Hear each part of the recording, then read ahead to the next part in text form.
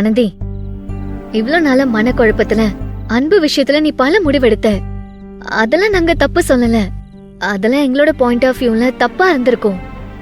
உன்னோட point of வியூல அது சரியாவும் இருந்திருக்கும். ஆனா நீ இப்போ ஒரு இக்கட்டான சூழ்நிலையில இருக்க.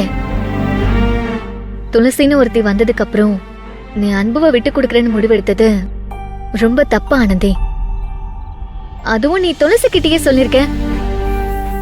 நீ வேற காயத்ரி, அவ எங்க விட்டு கொடுத்தா? உண்மையாவே விட்டு கொடுத்திருந்தா அன்புக்கு அடிபட்டா என்ன செத்தா என்னன்னு விட்டுட்டு வேலைய பார்க்க வேண்டியதானே?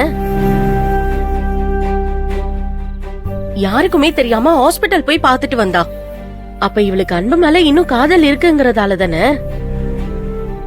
நீ சொல்றது உண்மைதான் ரெஜினா.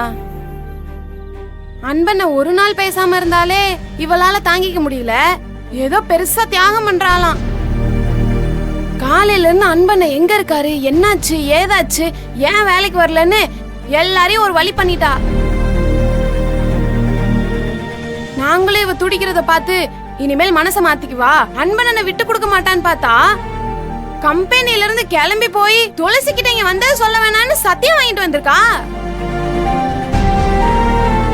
கொஞ்ச நாள் இவ பண்றதெல்லாம் பார்க்க பார்க்க எனக்கு கோவம் தான் வருது. ஆனா ஒண்ணும் பண்ண முடியல. பெரிய தியாகம் பண்றதா நினைப்பு.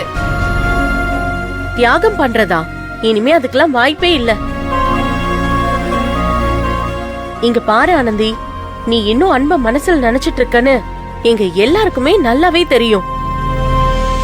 தேவையில்லாம விட்டு கொடுக்கறேன்னு சொல்லி லூசுத்தனமா ஏதாவது பண்ணிட்டு இருக்காத. உன் கண்ணு முன்னாடி ஒரு நல்ல வாழ்க்கை இருக்குன்னும் போது அதுல கெரோசினை ஊத்தி கொளுத்திக்கிற வேலைய தயவு செஞ்சு பாக்காதடி.